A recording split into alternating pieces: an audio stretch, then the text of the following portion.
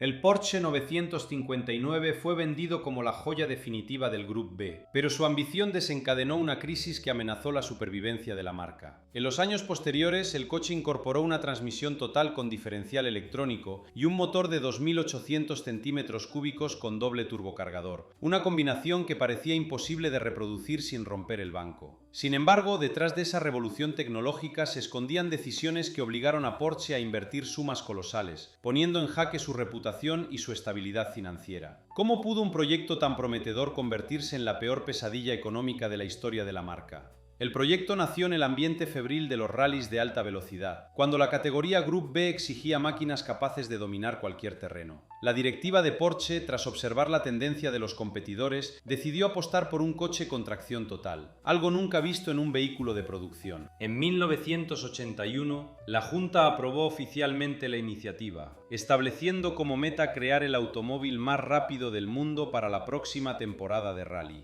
El primer prototipo, presentado al público en 1983, sorprendió a la prensa con su silueta aerodinámica y una carrocería de aluminio-magnesio que parecía sacada de la ciencia ficción. Los ingenieros, liderados por el equipo de desarrollo, recibieron la autorización de tener las llaves de la caja sin restricciones, lo que despertó una sensación de libertad creativa comparable a la de un niño en una tienda de juguetes. Cada reunión de diseño terminaba con la promesa de romper barreras técnicas y de posicionar a Porsche como la cumbre de la innovación automotriz. Para materializar esa visión, la firma destinó una parte significativa de sus recursos financieros. Los presupuestos alcanzaron cifras que superaban la media de los proyectos de la compañía, pues se estimó que el coste de desarrollo superaría la cifra de 1.000.000 de marcos alemanes por unidad. La presión aumentó cuando los patrocinadores y los clientes adinerados, ansiosos por ser los primeros en poseer la máquina del futuro, comenzaron a hacer reservaciones anticipadas, esperando que el nuevo modelo fuera la joya definitiva de la era Group B. Sin embargo, la ambición técnica trajo consigo desafíos inesperados. El deseo de integrar un sistema de tracción total con un diferencial electrónico de distribución variable obligó a los diseñadores a crear una arquitectura completamente nueva, algo que nunca se había probado en condiciones de competición extremas. Cada componente requería pruebas exhaustivas y una coordinación sin precedentes entre los departamentos de mecánica, electrónica y aerodinámica. La complejidad del proyecto hizo que los plazos se alargaran y que los costes de los prototipos aumentaran de forma exponencial. A medida que la fecha de lanzamiento se acercaba, la expectativa en la industria automotriz alcanzó niveles críticos. Los medios describían al 959 como el milagro de la ingeniería, mientras que los rivales empezaban a preparar sus propias respuestas. La presión sobre los ingenieros se volvió palpable. Cualquier fallo no solo pondría en riesgo la reputación de la marca, sino que también podría comprometer los millones invertidos en investigación y desarrollo. En ese contexto, el equipo se vio obligado a decidir dónde trazar la línea entre la innovación audaz y la viabilidad práctica. La prueba definitiva se gestó en la arena del desierto marroquí, un entorno que pondría a prueba la resistencia de los sistemas de refrigeración y los sensores de presión bajo condiciones extremas. La decisión de llevar 3 prototipos al desierto sin un programa de pruebas intermedio generó un dilema crucial. ¿Sería posible validar una tecnología tan avanzada sin arriesgar la integridad del proyecto? La respuesta a esa pregunta determinará si la promesa de Porsche podrá sobrevivir al próximo desafío. El motor, una caja plana de 2,8 litros con 6 cilindros opuestos, se convirtió en el corazón palpitante del proyecto. Gracias a su arquitectura ligera, se montaron 2 turbocompresores idénticos que, trabajando en concierto, entregaban 450 PS y una respuesta que llevaba al vehículo de 0 a 100 km por hora en menos de 4 segundos. Los turbocompresores estaban construidos con materiales de alta resistencia para operar a altas presiones, aunque los valores exactos de velocidad de rotación no se especifican en los datos oficiales. La transmisión necesitaba un cerebro a la altura de la potencia. El ingeniero jefe de Porsche describía su visión como una máquina que piensa por sí misma. Para materializar esa idea, el equipo desarrolló un diferencial central electrónico capaz de repartir el par de manera variable entre los ejes delantero y trasero. A diferencia de los sistemas mecánicos tradicionales, este controlador podía ajustar la distribución de forma muy rápida, enviando más torque al eje con mayor tracción y reduciendo la pérdida de agarre en superficies resbaladizas. La electrónica se basaba en una red de sensores de velocidad y ángulo de giro, una revolución tecnológica poco común en los automóviles de producción de la época. El chasis se construyó sobre una rígida estructura de acero, con paneles exteriores de aluminio, reforzada en los puntos de carga críticos. La estructura, diseñada con ayuda de análisis por computadora, poco comunes en la década de 1980, resultó en un peso total de aproximadamente 1.380 kilogramos, valor que garantizaba una relación peso-potencia envidiable. Cada panel exterior se fabricó mediante procesos de estampado y curvado precisos, logrando una aerodinámica optimizada que permitía alcanzar una velocidad máxima de 317 km por hora en pista. La transmisión al volante era otra obra maestra. Porsche 959 estaba equipada con una caja de cambios manual de 5 velocidades, cuyas relaciones fueron calibradas para mantener el motor dentro del rango de revoluciones óptimo. El sistema de tracción total, gestionado por el diferencial electrónico, permitía variar la distribución del par entre los ejes según las condiciones, sin requerir una posición adicional en la palanca de cambios. No se documentó un modo específico de deslizamiento limitado, con intervención de frenos sobre una rueda. El proyecto no solo impulsaba la frontera mecánica, sino que también atrajo la mirada de los patrocinadores y de los clientes más exigentes. Los potenciales compradores, coleccionistas adinerados y entusiastas de la velocidad veían en ese superdeportivo una promesa de dominio total en cualquier terreno. Los directivos de Porsche, conscientes de la oportunidad de posicionar la marca como pionera de la tecnología de tracción total, inyectaron recursos sustanciales para acelerar el desarrollo. Cada nuevo componente requería pruebas en el banco, simulaciones en computadora y ajustes finos, lo que incrementaba considerablemente los costos de investigación y desarrollo. Sin embargo, la complejidad creciente comenzaba a revelar sus primeras fisuras. En 1984, una versión modificada del modelo 928, equipada con tracción total, fue sometida a pruebas en el desierto del Sáhara. Según algunos informes, los ingenieros observaron que los sistemas de refrigeración, diseñados para climas templados, encontraban dificultades para disipar el calor acumulado bajo altas temperaturas y polvo abrasivo. Asimismo, los sensores de presión vinculados al diferencial electrónico mostraron interferencias que provocaban lecturas erróneas, comprometiendo la estabilidad del vehículo. Este incidente, aunque aislado, planteó una señal de advertencia clara. La tecnología superaba en parte la experiencia práctica disponible. Frente a esa advertencia, el equipo de desarrollo decidió que la única manera de validar la robustez del concepto era someterlo al entorno más implacable que conocieran. La próxima prueba tendría lugar en un terreno donde la arena, el calor y la falta de infraestructura combinarían para obligar a cada componente a rendir al límite de su diseño. A pesar de los retos, el Porsche 959 quedó registrado como un hito técnico. Motor de 2,8 litros, 450 caballos de fuerza,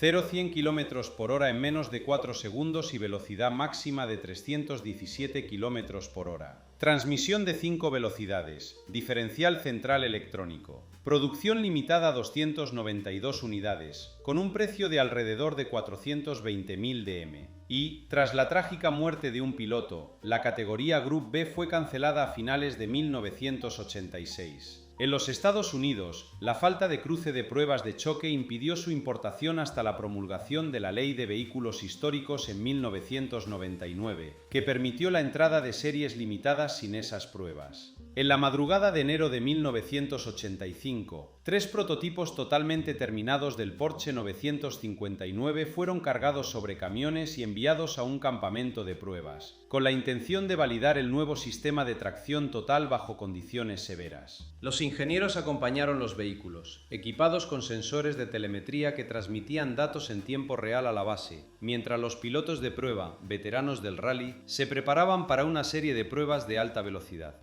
Al iniciar la primera fase, el sonido de los turbocompresores resonó en el aire. Los datos mostraron que la temperatura de los intercoolers subía rápidamente, lo que obligó al equipo a pausar la prueba para revisar el sistema de refrigeración. Los indicadores de presión y de aceite alcanzaron valores críticos, y los pilotos redujeron el régimen del motor para evitar daños. Los 2 prototipos restantes continuaron la prueba, aunque los ingenieros, cautelosos ante los primeros resultados, revisaron los sensores de presión para garantizar lecturas fiables. Las mediciones posteriores confirmaron que el sistema de refrigeración y los turbocompresores requerían ajustes para operar de forma óptima en entornos de alta temperatura y polvo. Durante la segunda fase, el tercer 959 alcanzó velocidades cercanas a los 300 km por hora, demostrando la potencia del motor, pero la telemetría indicó que la temperatura del motor exigía una gestión más rigurosa del refrigerante. El equipo detuvo la prueba de manera preventiva y los ingenieros anotaron las variaciones de presión y temperatura para planificar mejoras en los componentes críticos. Al concluir la jornada, los 3 prototipos permanecían en el campo de pruebas, y el equipo de desarrollo reunió los datos recopilados, identificando 3 áreas prioritarias: la protección de los turbocompresores contra la infiltración de polvo, la robustez de los sensores de presión en ambientes abrasivos y la capacidad del sistema de refrigeración para mantener temperaturas operativas bajo condiciones extremas. Estas observaciones implicarían rediseños que aumentarían los tiempos de prueba y los costos de desarrollo. Mientras se evaluaban las opciones, la dirección recibió una notificación de los socios financieros, quienes solicitaron un informe detallado sobre los costos adicionales y los plazos de entrega. El presupuesto original, ya superior a los 420.000 DM de precio de venta, mostraba una estrecha diferencia con la estimación de los costos de producción, lo que generó presión para contener gastos sin sacrificar la calidad del proyecto. A pesar de la tensión, los técnicos trabajaron jornadas largas, probando filtros de mayor resistencia para los turbocompresores y reforzando la electrónica que gestionaba la distribución del par. Cada ajuste requería pruebas en banco y los resultados, aunque prometedores, seguían siendo preliminares. La moral del equipo fluctuó, pero la determinación de superar los retos técnicos permaneció intacta. En 1986, la producción del Porsche 959 culminó con una serie limitada de aproximadamente 292 unidades, incluida la producción de los prototipos. Ese mismo año se canceló la categoría Group B, tras una serie de incidentes en el deporte del motor, lo que marcó el final de la era de los superdeportivos de rally de la época. Además, la normativa estadounidense prohibió la importación del 959 por la falta de pruebas de choque.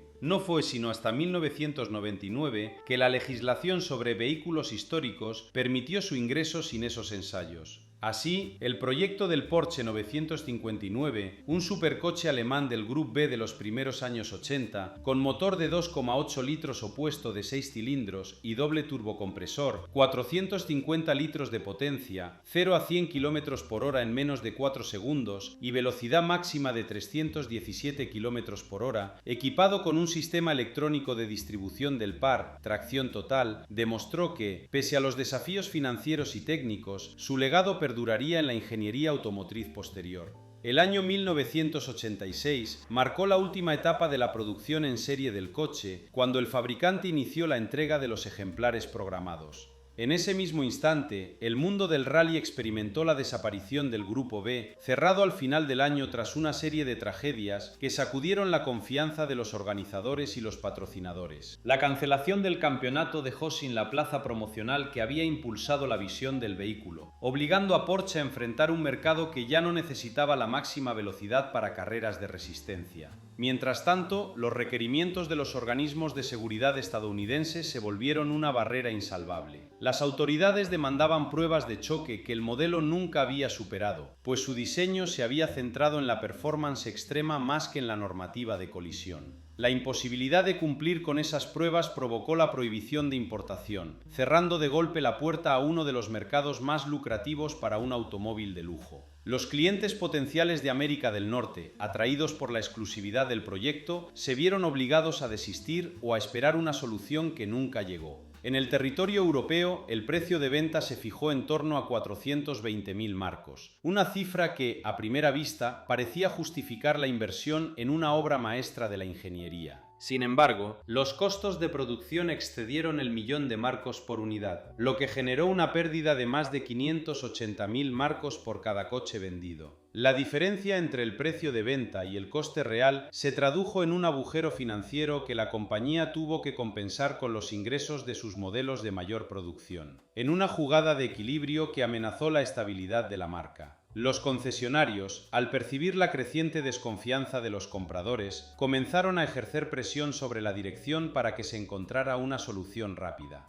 La reputación de Porsche, hasta entonces asociada a la excelencia y a la innovación sin límites, se vio empañada por la percepción de un proyecto que había dejado de cumplir sus promesas. Los ejecutivos internos se debatían entre seguir respaldando la visión a largo plazo del 959 y ceder ante la necesidad inmediata de proteger los márgenes de beneficio. Años después, en 1999, la legislación estadounidense introdujo la norma de vehículos históricos, que permitió la importación de automóviles de edición limitada sin necesidad de aprobar los ensayos de colisión. Esa medida abrió una estrecha ventana para que algunos ejemplares sobrevivientes encontraran nuevo propietario en el mercado norteamericano, pero tampoco supuso una solución que neutralizara la enorme inversión ya despilfarrada. La sombra de la pérdida económica persistía, mientras la tecnología desarrollada bajo aquel proyecto comenzaba a filtrarse discretamente en los futuros diseños de la firma. Con la maquinaria de producción aún absorbida por los costos del 959, la empresa tuvo que reorientar sus recursos hacia los modelos de mayor volumen, sacrificando parte de la atención que había destinado a la investigación de la tracción total y al diferencial electrónico. La presión se intensificó cuando los accionistas exigieron explicaciones sobre la desviación de los resultados financieros, y la alta dirección se vio obligada a presentar planes de recuperación basados en la rentabilidad de sus líneas comerciales más consolidadas.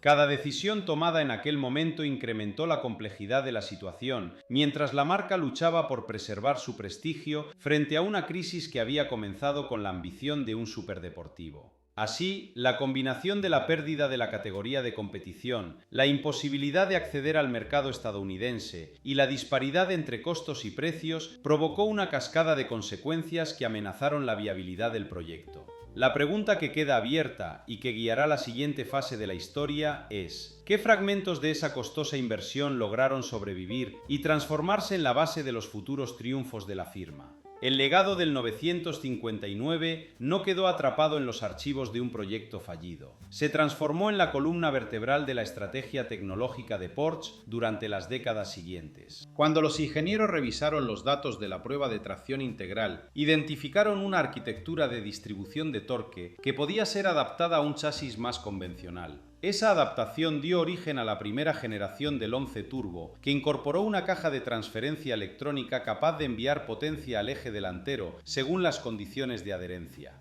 Con esa solución, el 11 Turbo no solo superó sus rivales en velocidad, sino que también ofreció una estabilidad nunca vista en un coche de alto rendimiento, marcando el inicio de una nueva era de conducción inteligente. El siguiente paso fue trasladar la lógica de control a un modelo más enfocado en la pista. En la generación 997, el GT2 adoptó el mismo diferencial electrónico, pero con algoritmos afinados para maximizar la tracción en curvas extremas. Los pilotos de competición pronto notaron que la entrega de potencia podía ser modulada en fracciones de segundo, lo que reducía la pérdida de agarre y mejoraba los tiempos alrededor del circuito. Esa ventaja competitiva se tradujo en victorias que reforzaron la reputación de la marca y demostraron que la inversión inicial, aunque costosa, estaba generando resultados tangibles en el mercado de los superdeportivos. A medida que la demanda de vehículos familiares de alto rendimiento creció, Porsche decidió aplicar la tecnología del 959 a un segmento completamente nuevo, los SUV de lujo. El Cayenne, lanzado a finales de 1998, utilizó el sistema de tracción integral inspirado en el 959, pero con una gestión electrónica más robusta para soportar el peso adicional y las exigencias off-road. El éxito del Cayenne no solo diversificó la cartera de la empresa, sino que también amortizó parte de los costos de desarrollo del proyecto original, convirtiendo una pérdida contable en ganancias sostenibles a lo largo de los años. El impacto de esas innovaciones no se limitó a los modelos propios de Porsche. Competidores como Ferrari y Lamborghini, observando la ventaja que ofrecía la distribución electrónica del par, comenzaron a invertir en sus propias versiones de control de tracción, lo que disparó una carrera tecnológica en toda la industria. Esa diseminación de conocimiento aceleró la adopción de sistemas de tracción integral en vehículos de alto nivel, convirtiendo una idea que había costado más de 1 millón de marcos por unidad en una norma global que hoy consideramos indispensable. En la era de los vehículos eléctricos, la herencia del 959 vuelve a cobrar relevancia. Los algoritmos de gestión de torque desarrollados para los motores de combustión interna han sido reprogramados para controlar los motores eléctricos, permitiendo una distribución instantánea de potencia entre los ejes. Los primeros prototipos de Porsche Taycan, aunque basados en una arquitectura diferente, heredaron la filosofía de respuesta dinámica y seguridad que nació en el desierto de 1985. Así, la inversión que parecía un hundimiento financiero se ha convertido en la base sobre la cual la marca está construyendo su futuro eléctrico. Cada una de estas transiciones implicó decisiones críticas por parte de la alta dirección. Cuando los ejecutivos reconsideraron la viabilidad del 959, debieron sopesar el riesgo inmediato contra la posible ventaja competitiva a largo plazo. La apuesta por mantener la investigación, a pesar de los números rojos, permitió que la empresa superara a sus rivales en momentos posteriores, garantizando una posición dominante en segmentos tan diversos como los superdeportivos, los SUV y los eléctricos. La lección que emerge es clara: la innovación profunda requiere paciencia y una visión que trascienda los balances trimestrales. Sin embargo, el camino no está exento de peligros. Cada nuevo modelo que integra la tecnología del 959 implica una inversión significativa en pruebas, certificaciones y adaptación a normativas cambiantes.